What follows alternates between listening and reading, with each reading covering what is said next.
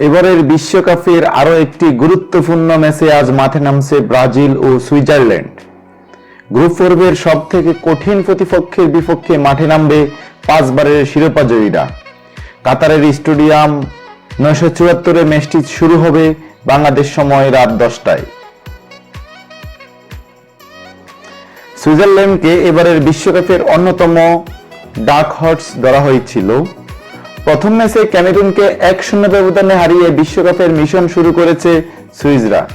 অন্যদিকে সার্বিয়াকে 2-0 ব্যবধানে ব্রাজিলের শুরুটা হয়েছিল দারুণ।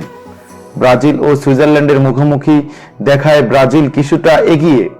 দুই দলের মোট 9 বার মুখোমুখি হয়েছে। এর মধ্যে 3 বার জিতেছে ব্রাজিল, 2 বার জিতেছে সুইজারল্যান্ড। বাকি ম্যাচগুলো ড্র হয়েছে। দুই দল সর্বশেষ মুখোমুখি হয়েছিল 2018 সালের রাশিয়া বিশ্বকাপে, যেখানে 1-1 ব্যবধানে ড্র হয়েছিল ম্যাচটি।